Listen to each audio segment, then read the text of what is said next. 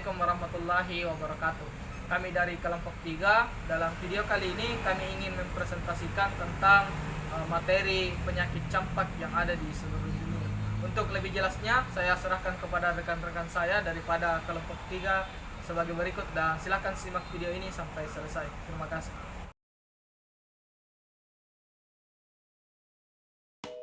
Jumlah kasus campak 3 bulan pertama tahun 2019 di seluruh dunia dilaporkan meningkat 3 kali lipat dibandingkan periode yang tahun lalu. Berdasarkan data Organisasi Kesehatan Dunia atau WHO, Badan Pemilik PBB itu mengatakan bahwa data sementara menunjukkan tren yang jelas dengan seluruh wilayah di dunia mengalami wabah tersebut. Afrika mengalami peningkatan paling signifikan hingga 700%. WHO mengungkapkan bahwa angka sebenarnya bisa jadi lebih besar karena secara global hanya 1 dari 10 kasus yang dilaporkan.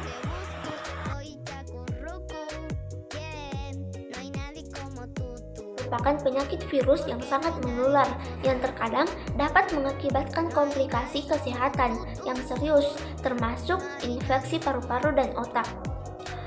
Ukraina, Madagaskar, dan India adalah negara yang terdampak paling buruk dengan puluhan ribu kasus tercatat untuk setiap 1 juta penduduknya. Sejak September, setidaknya 800 orang meninggal dunia akibat campak di Madagaskar. Wabah campak juga menyerbu Brasil, Pakistan, dan Yaman, menyebabkan banyak kematian, sebagian besar anak-anak. Erin Monika akan menjelaskan mengapa tiba-tiba terjadi krisis campak. Nah, campak adalah satu virus yang paling menular yang ada. Meski demikian, tak ada yang berubah dari campak. Ia tidak bermutasi menjadi virus yang lebih menular atau berbahaya. Jawabannya justru ada pada manusia itu sendiri. Ada 2 cerita di sini. Yang satu tentang kemiskinan, yang satu tentang misinformasi.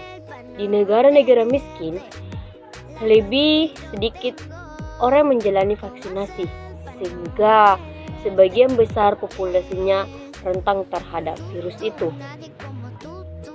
Akan tetapi, negara-negara lebih sejahtera dengan tingkat vaksinasi tinggi juga mengalami peningkatan kasus campak.